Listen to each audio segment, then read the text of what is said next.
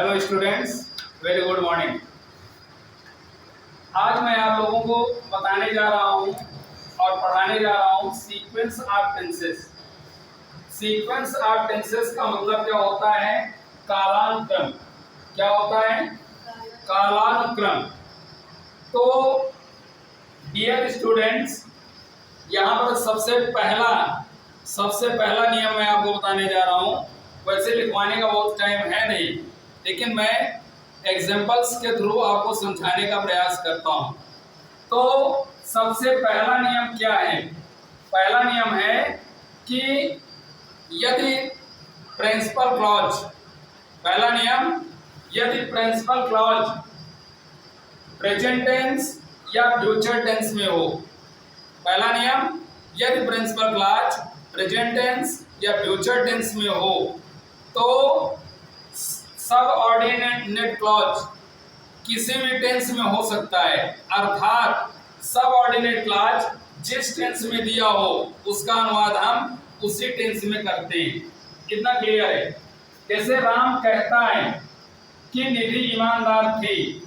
अब इसमें principal clause क्या है? राम कहता है।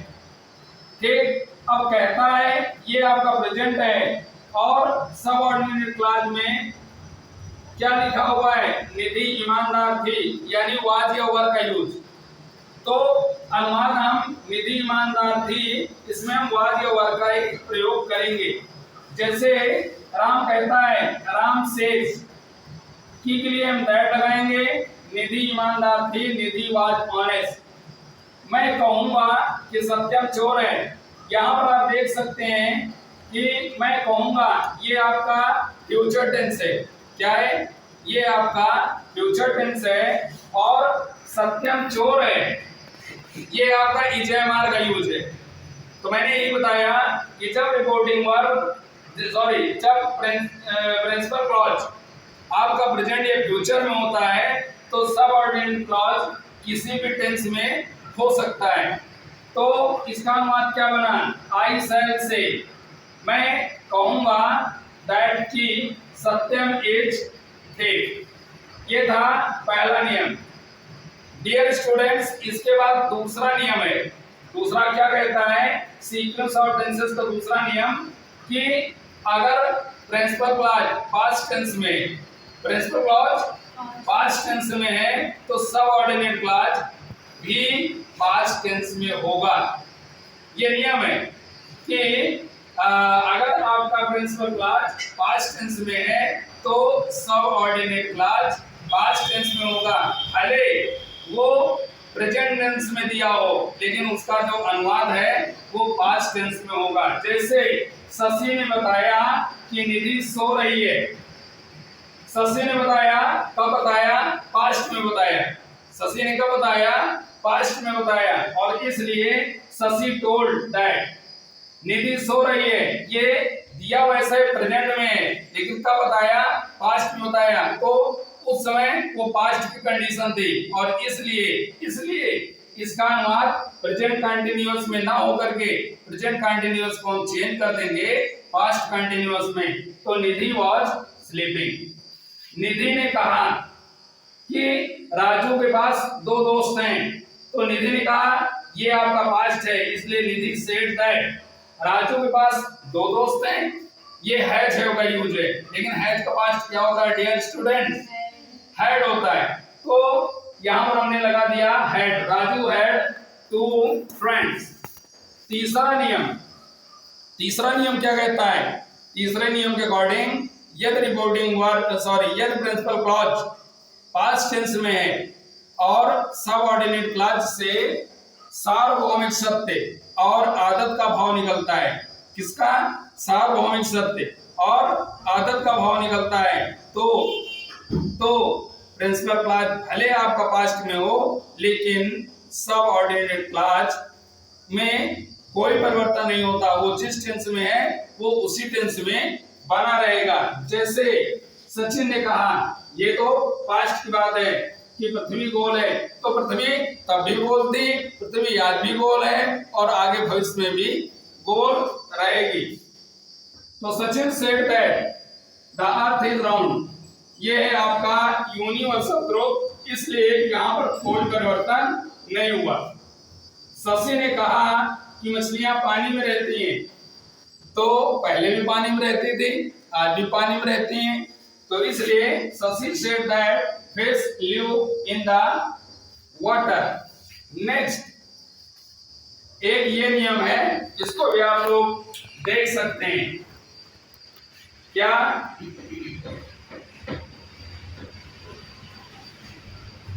मैं रीता को राम से ज्यादा प्रेम करता था। इसका मतलब क्या है कि मैं रीता को प्रेम करता था, मैं रीता को प्रेम करता था, लेकिन इसका अर्थ अब ये आ रहा है कि अब मैं प्रेम नहीं कर रहा। इस समय रीता को कौन प्रेम कर रहा है? राम प्रेम कर रहा है। यानी मैं भूतकाल में प्रेम करता था और राम उसको वर्तमान में प्रेम कर रहा है। अनुवाद देखो, आई लव रीता, मैं रीता को प्रेम करता था मोर देन राम लव्स, जितना कि आज राम प्रेम करता है उससे कहीं ज्यादा मैं प्रेम करता था। अब आइए आपको आगे और कुछ बताते हैं।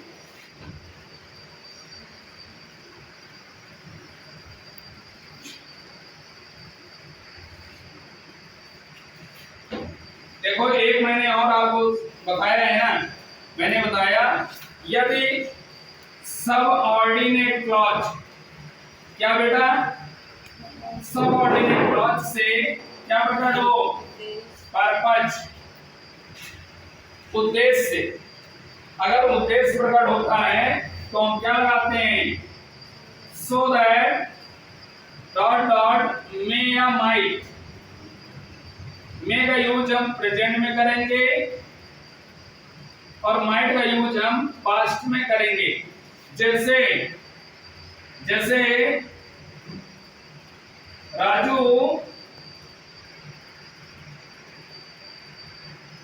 प्रतिदिन स्कूल जाता था ताकि वो पास हो जाए। देखो, राजू प्रतिदिन स्कूल जाता था, ये वाक्य है आपका भूतकाल का। यानी क्या हो जाएगा? Raju went to school daily. ताकि के लिए क्या लगाओगे बेटा? सो दैट, ताकि। अब देखो, ये तुम्हारा पास्ट में है तो ये भी तुम्हारा काय में होगा। ये आपका पास्ट में है तो ये भी आपका काय में होगा? पास्ट में होगा। यानी में नहीं लगेगा, अब क्या लगेगा? माइट लगेगा। ही माइट बी पास। ठीक, जैसे अगर मैं कह दूं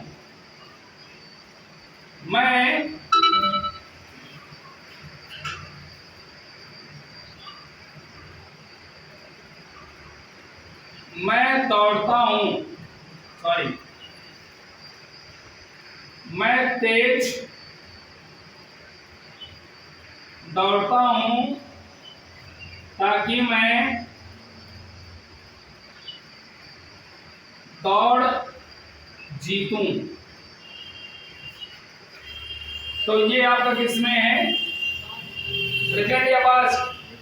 प्रेजेंट में है ना, तो क्या हो जाएगा? I run fast. ताकि के लिए क्या लगाएं? So that. अब चूंकि ये आपका प्रेजेंट में है तो प्रेजेंट में माइट नहीं लगेगा, क्या लगेगा? में लगेगा। आई में विन द रेस। ओके, यानी इतना समझ लो, अगर आपका पीसी पास्ट में है तो एससी आपका पास्ट में होगा, अगर पीसी प्रेजेंट में है तो एससी आपका प्रेजेंट में होगा। ये था उद्देश्य सूचक वाक्य। ठीक है, अब इसके बाद कुछ चीजें मैं आपको और बताने जा रहा हूं।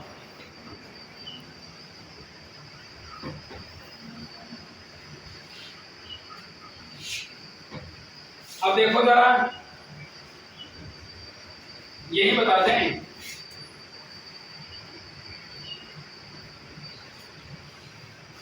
मैं नहीं जानता हूं कि पूजा कहाँ रहती है।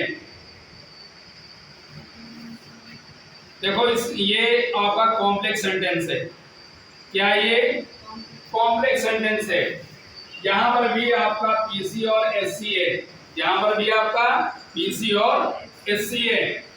मैं नहीं जानता हूं तो आप पूछोगे क्या नहीं जानते हो, तो मैं बताऊंगा कि पूजा कहाँ रहती है, ये मैं नहीं जानता हूं। यानी अब इतना ध्यान दो, अगर सबऑर्डिनेट क्लॉज अगर आपका इंट्रोगेटिव में है और उसमें क्वेश्चन वर्ड दिया हुआ है, तो वही क्वेश्चन वर्ड वाक्य में कंजंक्शन का काम करता है। अगर सबऑर्डिनेट क्लॉज में क्या दिया हुआ है, क्वेश्चन वर्ड दिया हुआ है, तो अनुवाद करते समय वही क्वेश्चन वर्ड वाक्य में किसका काम करेगा, वाक्य में वही कंजंक्शन का काम करेगा। कैसे और बताते हैं।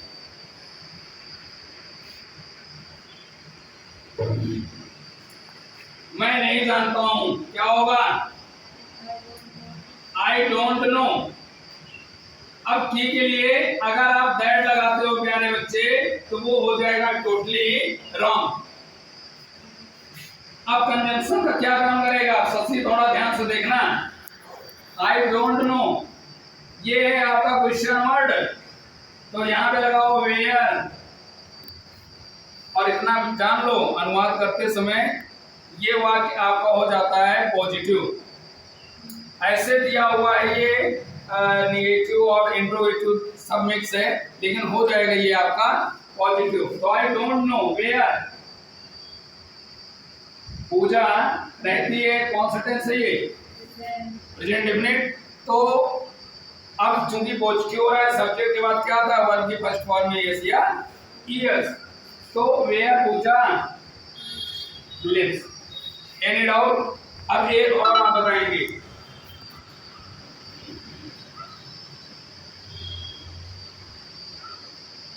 क्या तुम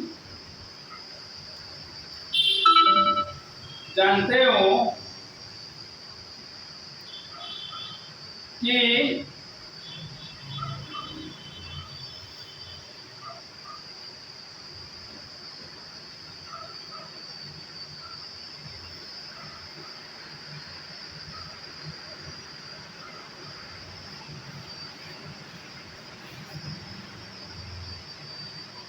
क्या तुम जानते हो कि निधि कौन है? ध्यान दो, क्या तुम जानते थे, सॉरी, क्या तुम जानते थे कि निधि कौन है? क्या जानते थे आप? नहीं जानते थे। अब देखो, डू यू नो, सॉरी हाँ डिड, ये पास्ट है ना, तो डिड यू नो। अब कौन के लिए, हु।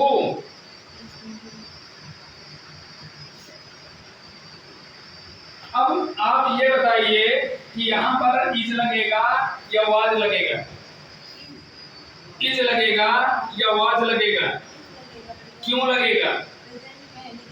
अरे अरे ये आपका किसमें है बेटा, प्रिंसिपल क्लॉज अगर पास्ट में है तो सबऑर्डिनेट क्लॉज किस टेंस में होता है, तो क्या हो जाएगा, निधि वाज। और क्वेश्चन मार्क की जगह क्या लग गया, फुल स्टॉप। जैसे एक और,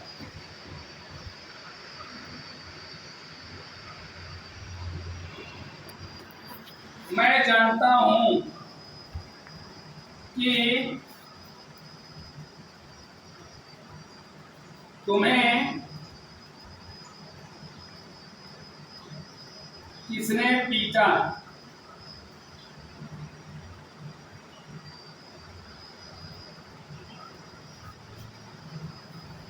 मैं जानता हूं कि तुम्हें किसने पीटा, तो क्या करोगे, मैं जानता हूं, आई नो। अब की के लिए आप दैट अगर लगा दोगे तो गलत होगा। किसने अगर बीच में दिया होगा तो किसने का अंग्रेजी क्या होगा, हु। क्या होगा, आई नो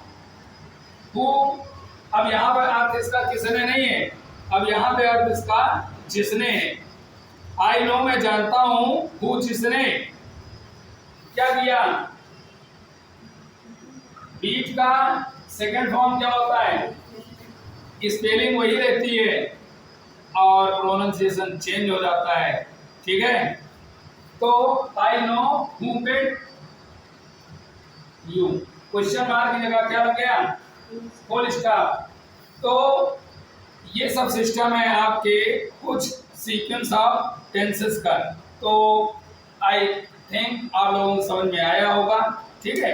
अगर एक बार में क्लियर ना हो तो वीडियो को आप दोबारा देख लीजिएगा। बहुत बहुत धन्यवाद।